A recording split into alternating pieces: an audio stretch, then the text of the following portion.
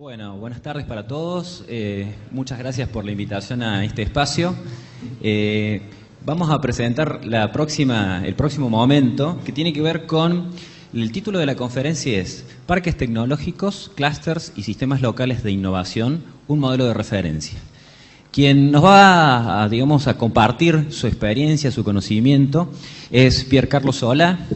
Piercarlo y yo vamos a armar un team donde vamos a mezclar tonadas, porque yo soy cordobés y hablo cordobés básico, y Piercarlo es italiano pero vive en Brasil. Así que va a ser una melange de tonadas seguramente. Piercarlo es un ingeniero genovés que tiene una larga trayectoria. Allá por el año 1985 empezó como director de varias multinacionales sucesivamente vinculadas a los sectores TIC, y a partir de allí, mediante implementaciones en gobiernos y ámbitos privados, logró una experiencia importante en todo lo que tiene que ver con asociatividad. Esto derivó en un emprendimiento propio allá por el año 2008 que se llama Glocal, y que, logró, una serie de consultorías relacionadas con lo que es asociatividad y clustering. Nos va a compartir su experiencia en lo que tiene que ver con la creación de el Porto Digital. Así que, Piercarlo, muchas gracias por acompañarnos y es todo tu tiempo. Empiezo ya porque así estamos caminando hacia el final del día y no quiero tomarle demasiado tiempo. En la presentación sobre algunos conceptos voy a andar bastante rápido porque me interesa mucho más que en esa exposición haga muchas preguntas para que podamos discutir un poco más los conceptos que están por detrás del éxito del Puerto Digital de Recife.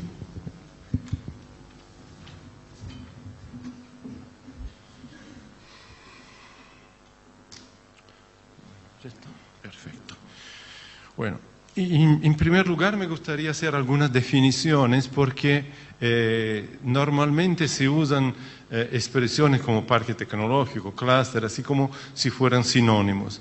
En realidad el concepto es un poco distinto y introducir el concepto de sistema local de innovación, que no es original nuestro, es algo que deriva de los estudios de Porter, de Edquist y otros estudiosos del trabajo en conjunto del desarrollo local en función de la cooperación entre actores económicos y políticos, para que se entienda bien cómo un lugar improbable como en el nordeste de Brasil, que es conocido más por las playas y por el turismo, desarrolló algo que en la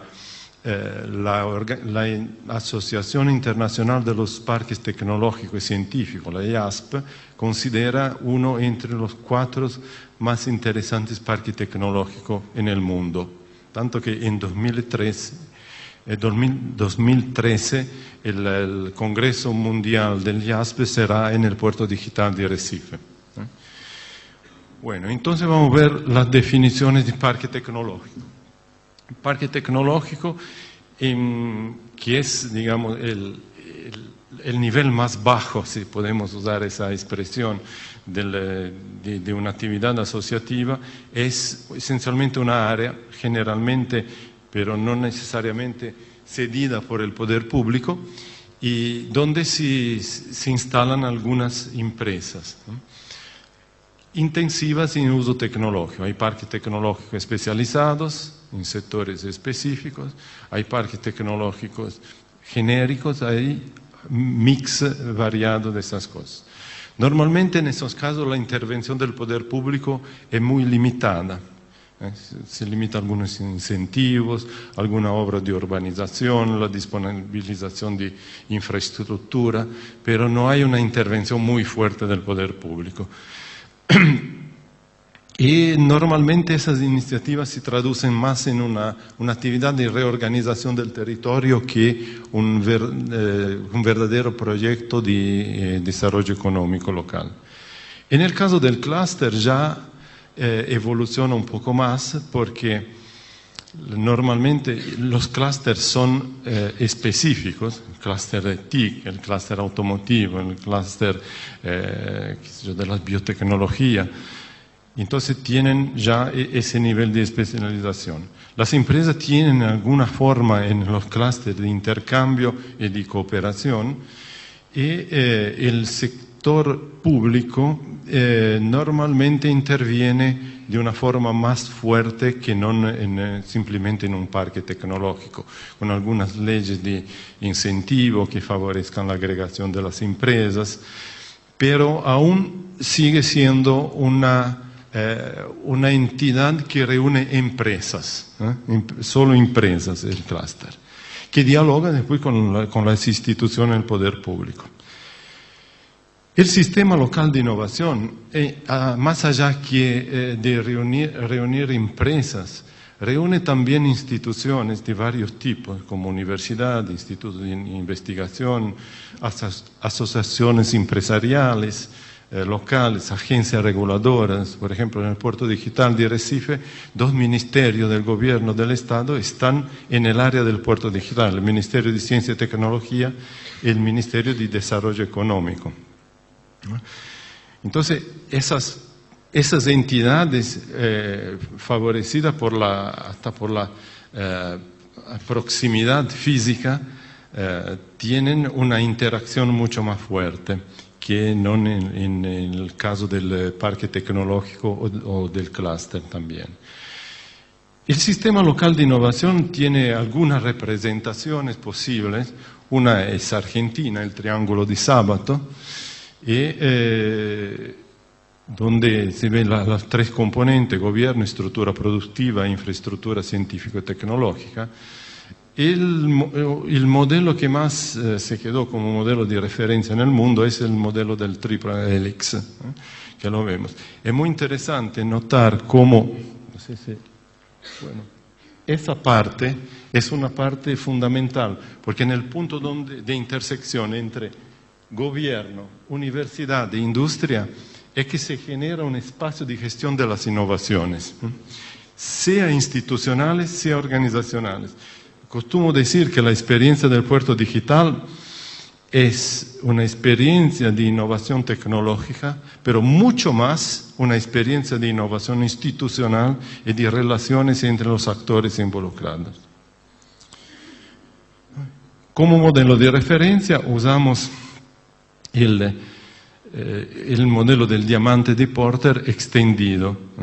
¿Extendido con qué? Vemos que en el modelo tradicional, en el diamante hay la competencia, el conocimiento, las conexiones para que las 2 componentes de conocimiento y de competencia junto con el capital generen negocio y desarrollo, pero le agregamos la confianza, porque entendemos que la parte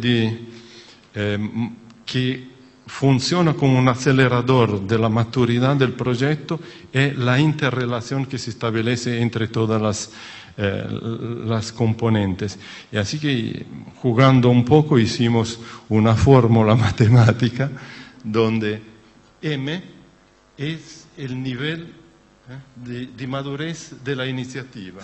Y ese nivel de madurez es función de los aportes conceptuales, operacionales del gobierno, de la industria, de la academia, todo elevado a C, donde C es la capacidad de cooperar, es la confianza.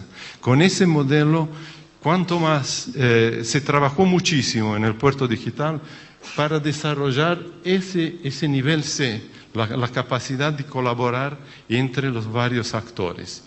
Muchísimo, hasta manejando elementos intangibles, las relaciones interpersonales informales.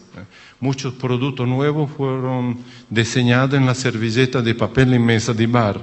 El bar lo gerenciaba la gestión del Puerto Digital. Era un espacio de convivencia, de encuentros informales. Hacíamos un happy hour una vez por mes, que era el happy hour de las empresas del puerto, y que se extendía noche adentro. Allá todos tocan música, todos son artistas, allá de software, Y así que bueno, la noche era muy propicia para desarrollar nuevos productos y nuevas colaboraciones.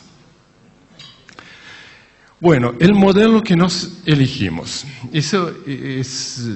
voy a detenerme un poco más en ese modelo, porque me parece extremadamente interesante. Decidimos usar el modelo del cubo. El cubo porque los tres lados del cubo son iguales. Entonces tenemos los tres ejes, que son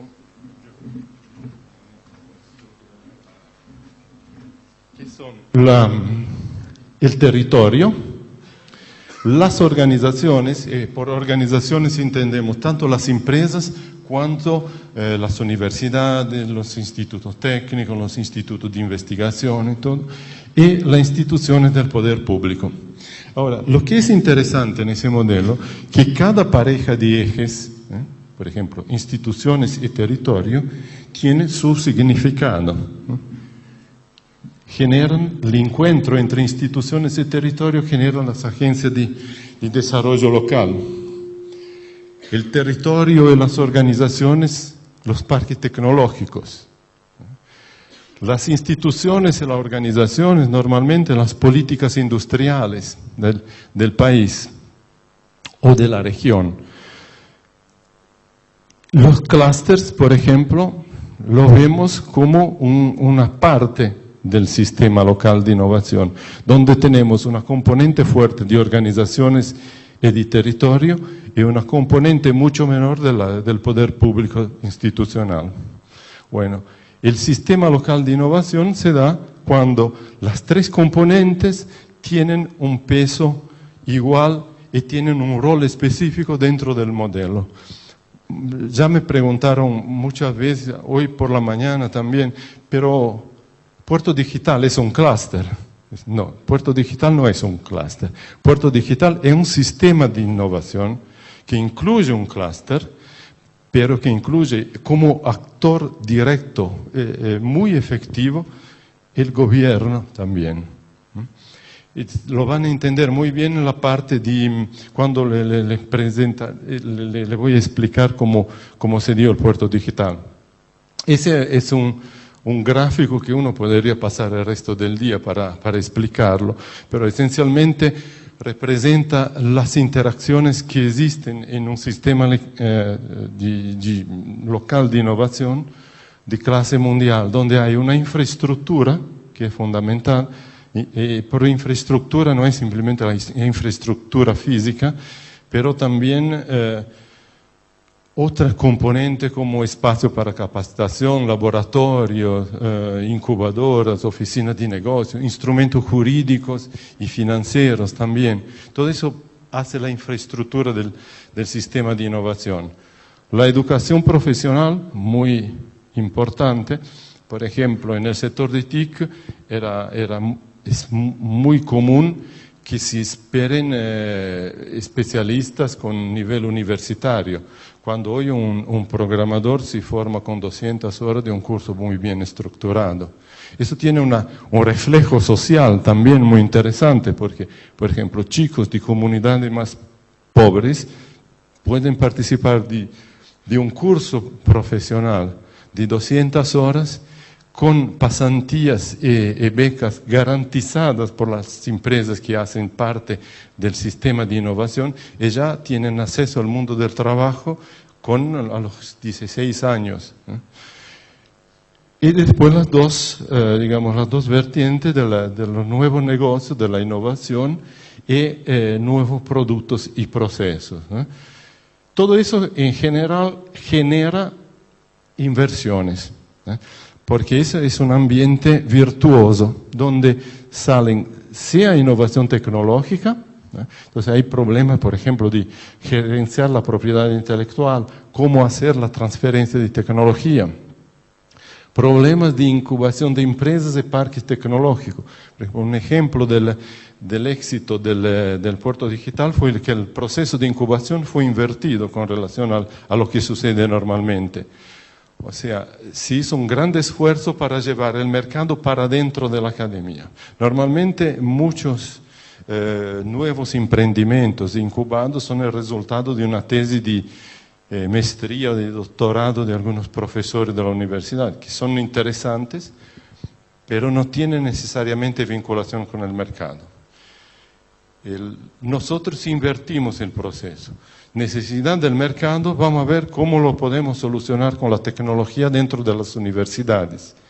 Entonces, ese análisis generaba una primera bifurcación. ¿Es un proyecto, o sea, es una necesidad puntual, específica, o es un producto? ¿Existe algún grado de generalización posible? Si fuera un producto, se montaba una primera unidad operacional que era incubada, que hacía el spin-off y se tornaba una empresa con mercado ya garantizado. Entonces, la tasa de sobrevida de las empresas incubadas en el puerto digital es de 100%. Ninguna empresa cerró. Lo máximo que sucedió es que fueron vendidas para empresas mayores y los dueños que se quedaron con mucha plata en el bolsillo. El caso específico de Recife, vamos a ver. Teníamos un problema, buscamos una solución y le voy a contar cómo eso evoluciona en ese año. ¿Cuál era el problema entonces? Una fuerte base académica, con un centro, por ejemplo, en el Centro de Informática de la Universidad Federal de Pernambuco, había 70 doctores en la época, estamos hablando del año 2000 más o menos, que regresaban del doctorado de Europa y que habían hecho una apuesta sobre un lenguaje de desarrollo de sistemas, que en la época no era tan común, que era el lenguaje el Java, el Java Language, que fue una apuesta ganadora. La Sun Microsystems certificó el primer centro, el único centro Java One en Latinoamérica, fue en la Facultad de Informática de la Universidad Federal de Pernambuco. Había entonces esa base muy fuerte en el lado académico. También había una tradición empresarial en el sector. Por ejemplo, dos de las más antiguas empresas de software de Brasil son de Recife.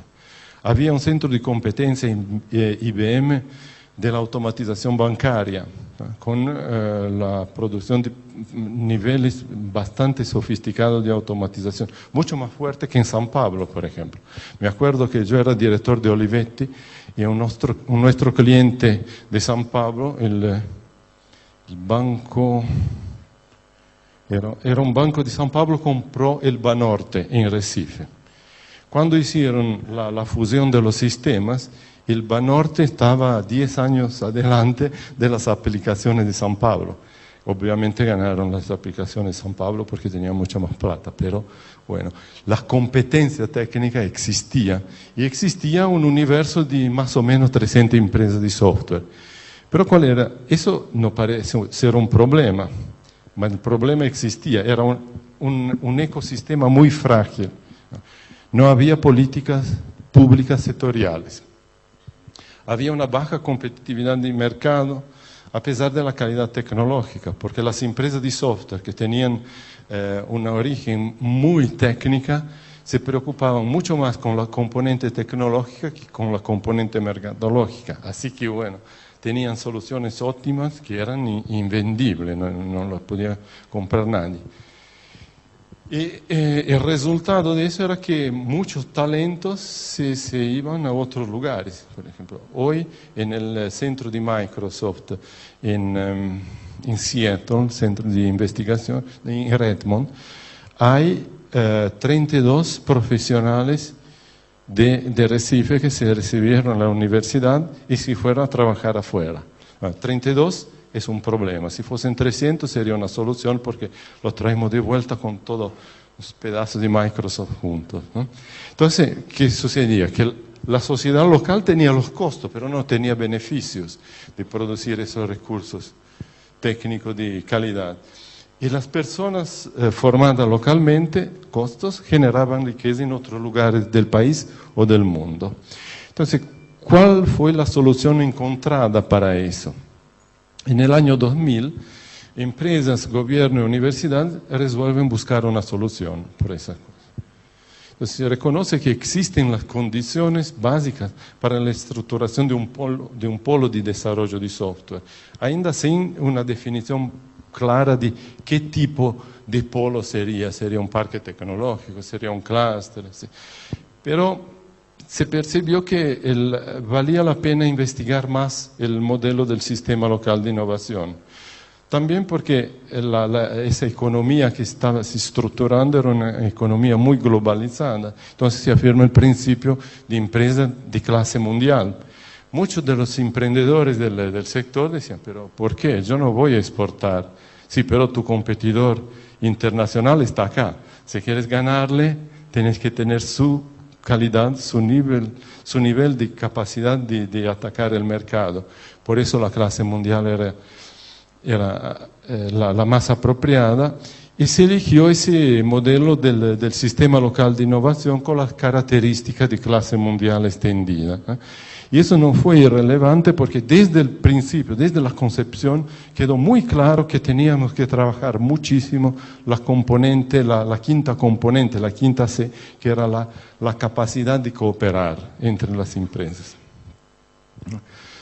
Con esa estructura se diseñó el puerto digital, que recibió ese nombre por el hecho que está ubicado en el casco histórico y se le añadió un proyecto de reestructuración urbana, un poco como en Barcelona con el Poblenou de arroba 22, ¿no? Donde un barrio degradado del punto de vista social, del punto de vista urbanístico y arquitectónico se tornó un centro de desarrollo de innovación, ¿no? Lo mismo se hizo con Recife. Reestructuramos algo como 50.000 metros cuadrados de edificios históricos que fueron destinados a hospedar empresas de software. Y al mismo tiempo, eso fue un paso extremadamente importante, el poder público, que era el inductor de ese proceso, reconoció que no tenía las competencias necesarias para manejar ese tipo de proyecto. Y usando una figura jurídica que existe en la ley brasileña, que es la organización social, decidió que la gestión de ese proyecto sería una gestión privada. ¿Qué es una organización social? Es una asociación privada sin fines de lucro. El gobierno, el Estado puede firmar acuerdos, contrato de gestión es el nombre técnico, por lo cual repasa recursos que tienen un objetivo específico. Entonces, te doy esa plata para hacer esas cosas. Y al fin del año se presta cuenta al Tribunal de Cuentas del Estado. Entonces, ese núcleo de gestión del puerto digital es exactamente esa organización privada que recibió del gobierno la tarea de implementar el proyecto del Sistema Local de Innovación Puerto Digital. Recibió recursos financieros y recursos materiales como edificios históricos que estaban en el poder público pero sin uso. Entonces toda la parte de revitalizar el barrio, el Consejo de Administración del Núcleo de Gestión del Puerto Digital era hecho por 19 miembros por ley. Por la ley brasileña de las organizaciones sociales, el Estado es minoritario, entonces puede tener al máximo el 40% de los asientos, aunque sea el inductor y le ponga la plata para que empiece a trabajar inicialmente.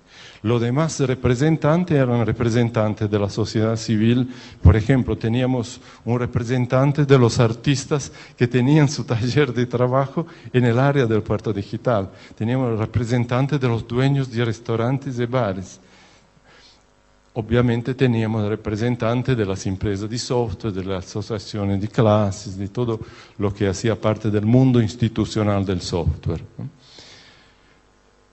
Los resultados, hoy, un poco más de 200 empresas, 6.500 profesionales de TIC y áreas afines con 75% de nivel universitario. La facturación esperada por ese año de las empresas de $600 millones. El núcleo de gestión del puerto digital maneja hoy algo como a 70 millones, 30 millones de dólares de fondos públicos para nuevos programas y proyectos, 2 fondos de capital de riesgo nacionales, y acabamos de cerrar un acuerdo con el Business Accelerator de la George Washington University, que también van a participar de ese fondo. 2 fondos públicos, uno de aval y uno de capital humano. ¿Qué son esos fondos? Normalmente cuando una empresa de software va a pedir dinero a un banco, le piden garantías, pero una empresa de software no tiene bienes para garantizar el préstamo. Así que el fondo de aval entraba cubriendo la garantía requerida por el sector bancario. El fondo de capital humano era un fondo que por cada peso de inversión de las empresas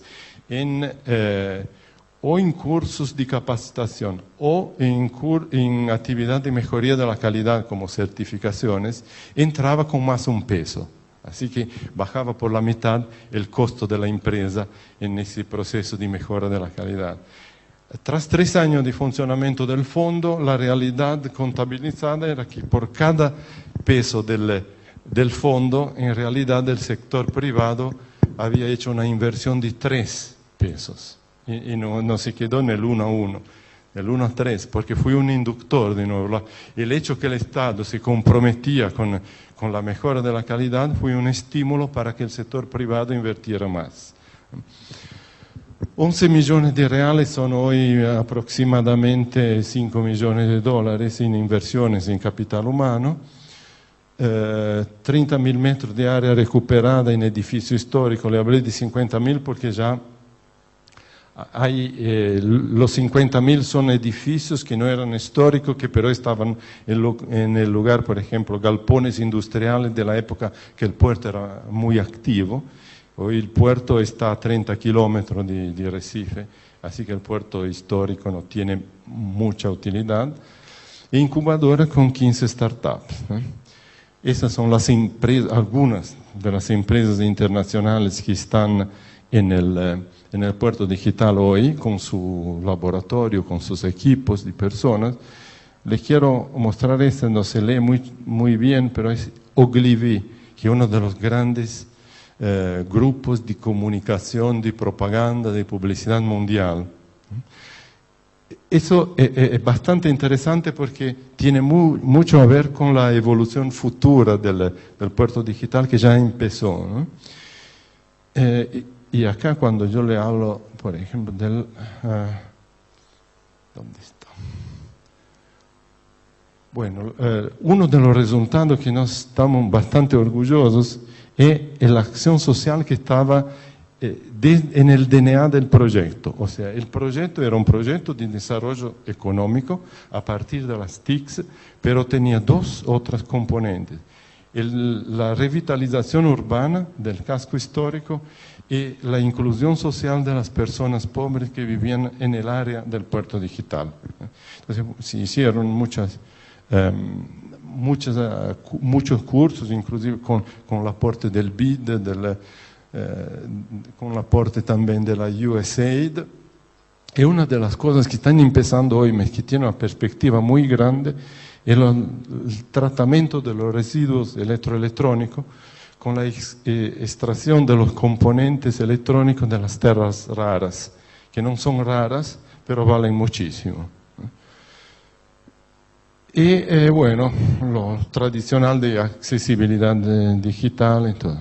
Acá hay algunos reconocimientos internacionales de puerto digital. Por ejemplo, la fundación del Triple Helix lo conoció como referencia de la implementación del modelo del Triple Helix. La consultora americana A.T. Kearney en 2005 lo evaluó como el mayor parque tecnológico de Brasil. La McKinsey en 2011 lo nombró como uno de los 2 lugares más innovadores para hacer negocios de tecnología en Brasil. Y bueno, otras cosas más locales como el Premio Nacional de di imprendedorismo innovador. Hay la IASP decidió hacer el seminario mundial el año que viene en el Puerto Digital. La evolución prevista para que empezó ese año es el área, es el antiguo puerto de Recife. Acá son arrecifes naturales y creaban un lugar protegido donde los navíos de los portugueses, de los holandeses, de la Compañía de las Indias Occidentales, se paraban para hacer sus negocios. Esa área toda es una área del puerto digital. Se destina a cualquier empresa de TIC, servicios afines y ahora también de la economía creativa que se instale acá, va a gozar de todos los beneficios de ser una empresa del puerto digital. Y estos son beneficios tangibles como algunas reducciones de impuestos, ¿no? Pero beneficio intangible. Algunas empresas nos dijeron que participar de una licitación pública o de una concurrencia privada, decir yo soy una empresa del puerto digital, somos puntos en la evaluación final.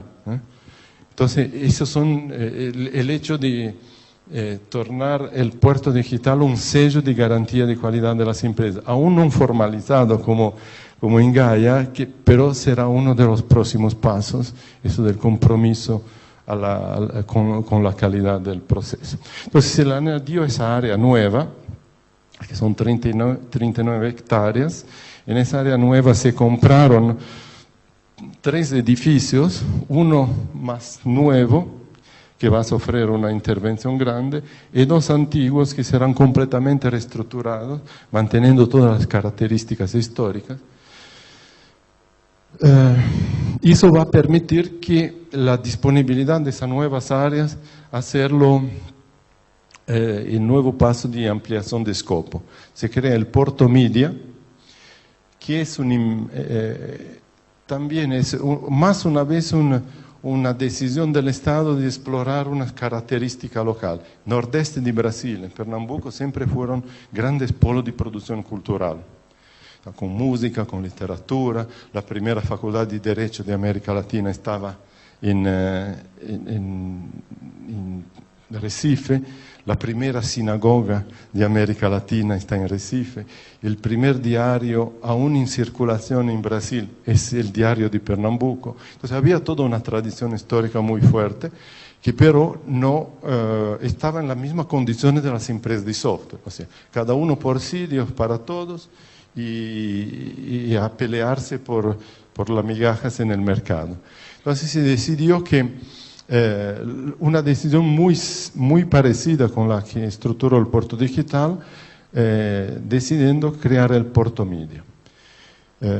Economía creativa es algo muy amplio, existen cientos de definiciones de lo que es la economía creativa. Decidimos usar una definición de UNESCO, y hacer con base a eso un corte en todas las actividades de economía creativa, eligiendo diseño, juegos digitales, multimedia, audiovisual, animación, música y fotografía. Porque esas actividades hacen un uso intensivo de las tecnologías digitales que ya son dominadas dentro de las empresas de puerto digital. Hay una inversión más allá de los espacios físicos, entonces de la reformulación de los 3 edificios que le mostré antes.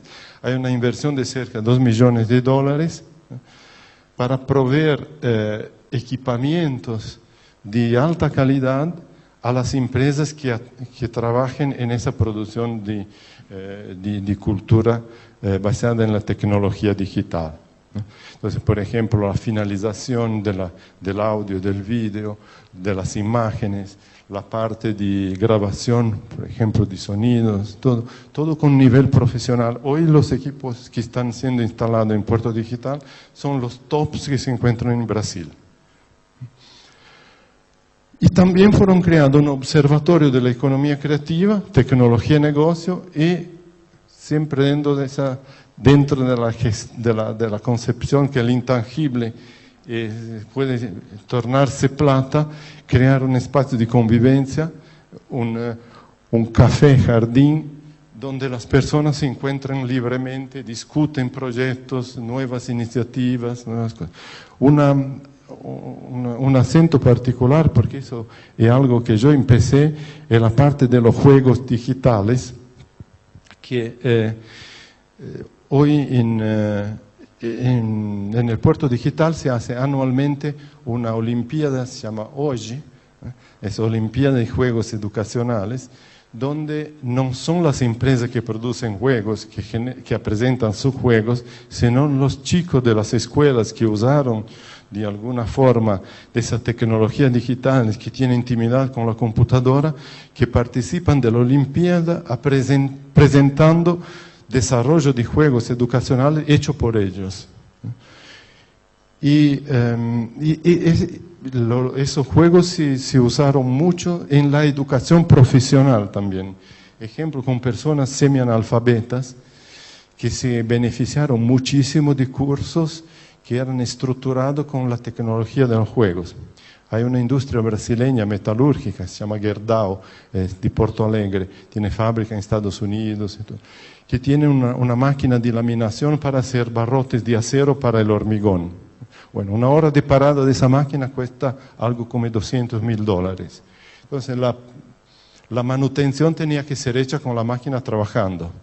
Pegamos todos los diseños de la máquina, todas las secciones, lo digitalizamos y construimos un juego donde, con la cara de juego, con el humor, con la componente lúdica, y todo, donde pero el proceso del juego era hacer la manutención del equipo en cuanto que el equipo funcionaba.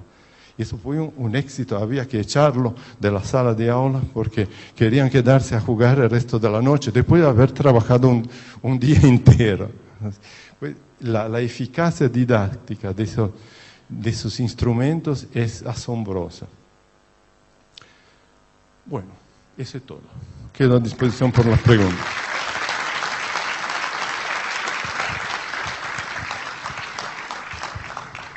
Bueno, Pierre, muchas gracias por esta presentación. Hay algunas preguntas. Invito a los asistentes si tienen alguna otra inquietud que plantear. Yo mientras voy a hacerle alguna inquietud que veníamos conversando con Pierre antes de la presentación, y que tiene que ver justamente con la pregunta que hace uno de los asistentes. Estuvimos hablando de clúster, estuviste hablando de Porto Digital, diferenciaste. Por ahí los que estamos en este clúster de 10 años, vemos que el paso siguiente sería Porto Digital o Porto Córdoba. En ese sentido, digamos, todo requiere un financiamiento desde el punto de vista de la asociatividad. Y la asociatividad, digamos, cuando es en un único sector, la transversalidad que tiene el Porto Digital es muy manifiesta, hasta mencionabas artistas, tiene, digamos, una componente cuando son de un solo sector, es vertical. ¿Cómo gestionaron ustedes desde la posición de Porto Digital y desde el clúster, que está previo, esto de la convivencia entre lo que sería la competencia natural que hay entre empresas que son del mismo sector y esto de sumarse en un concepto de asociatividad en pos de un crecimiento y de llegar a constituir el Porto Digital? Esta inquietud me parece que es importante para nosotros desde el punto de vista de la solidificación de nuestro clúster propio y, por qué no, de la proyección con un criterio expansivo.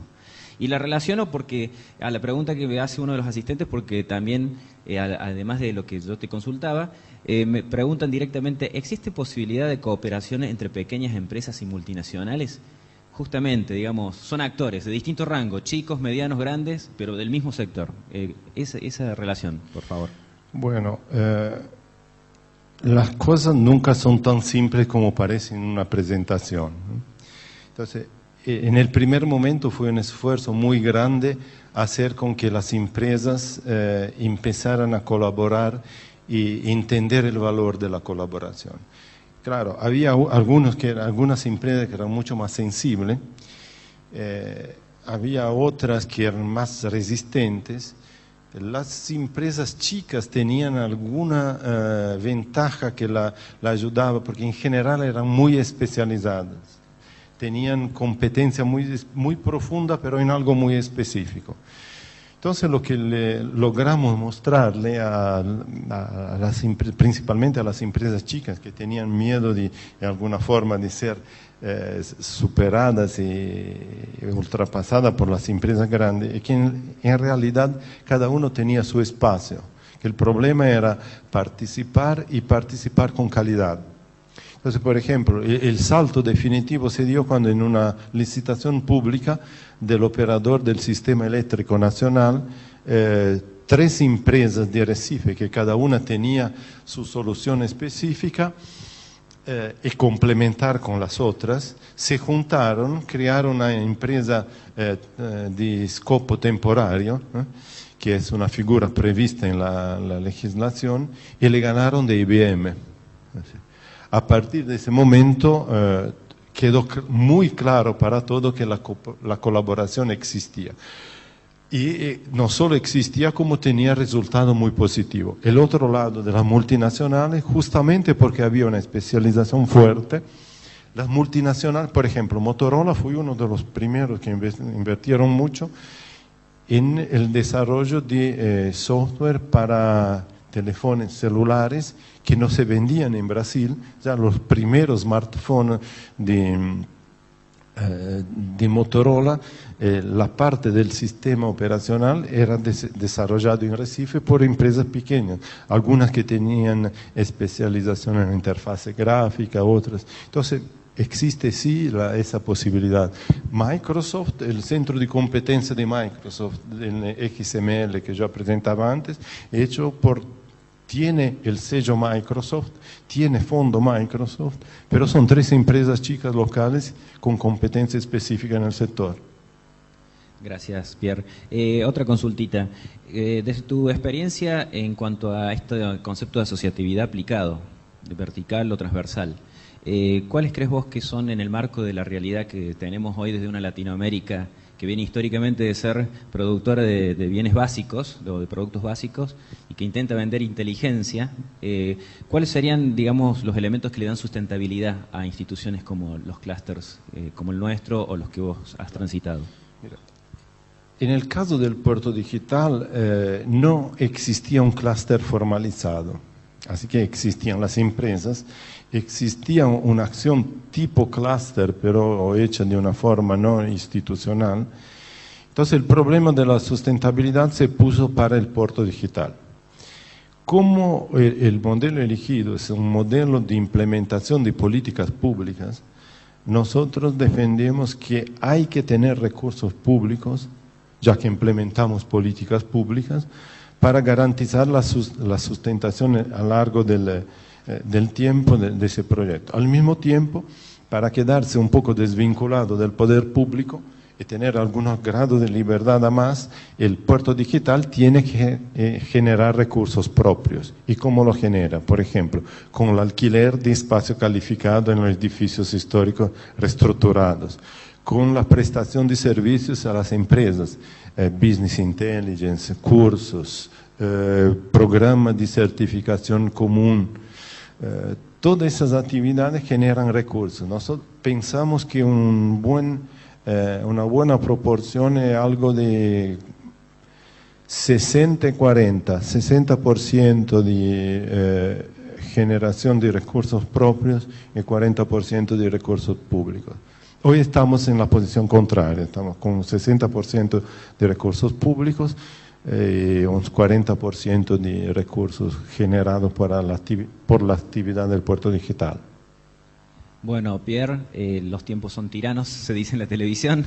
Hasta acá llegamos. Muchísimas gracias por compartirnos tus valiosas experiencias en este recorrido que tenés. Y bueno, agradecidos a la audiencia por escuchar. Gracias a ustedes por estar acá y quedo a disposición de ustedes.